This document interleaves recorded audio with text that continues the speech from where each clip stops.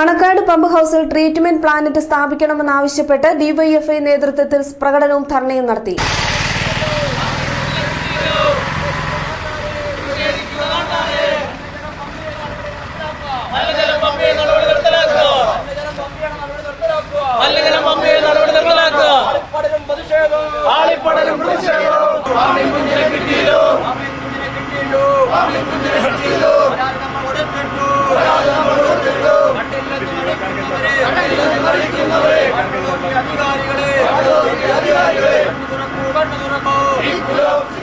കാലഹരണപ്പെട്ട രീതിയിൽ ഉള്ള ട്രീറ്റ്മെന്റ് സംവിധാനമാണ് ഇവിടെയുള്ളത്.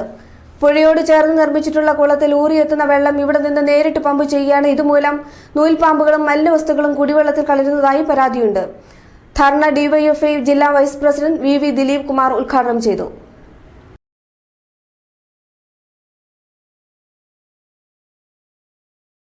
ഇവിടെ പമ്പിംഗ് നടത്തുന്നത് നമുക്ക് കാണാൻ സാധിക്കും. വർഷങ്ങളായിട്ട് 10-30 വർഷം മുമ്പ് തുടങ്ങിയ ഒരു കുടിവെള്ള പദ്ധതിയാണ് ഈ കുന്നത്തുപാറ കുടിവെള്ള പദ്ധതി. പുറപ്പുഴ, മണക്കാട് പഞ്ചായത്തുകളിലേക്ക് ആവശ്യമായിട്ടുള്ള വെള്ളം പമ്പ് ചെയ്ത് കുടിവെള്ളം എത്തിക്കുന്നത് ഈ പമ്പ് ഹൗസിൽ നിന്നാണ്.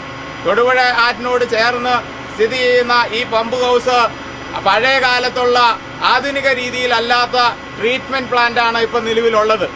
അതായത് മണ്ണും അതുപോലെ തന്നെ ഇഷ്ടികയും മിറ്റിലുമെല്ലാം നിരത്തിക്കൊണ്ട് പഴയ രീതിയിലുള്ള ഒരു ട്രീറ്റ്മെന്റ് പ്ലാന്റിലൂടെയാണ് വെള്ളം ശുദ്ധീകരിക്കുന്നത്.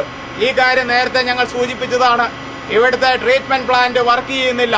ട്രീറ്റ്മെന്റ് പ്ലാന്റിന്റെ മുകളിൽ ചെളി അടിഞ്ഞ് വെള്ളം ഈ പമ്പ് ഹൗസിന്റെ കിണറ്റിലേക്ക് വെള്ളം ഇറങ്ങുന്ന പുഴയിൽ നിന്ന് നേരിട്ടിപ്പോൾ വെള്ളം ഇറങ്ങുന്ന സംവിധാനമാണ് ഉള്ളത്.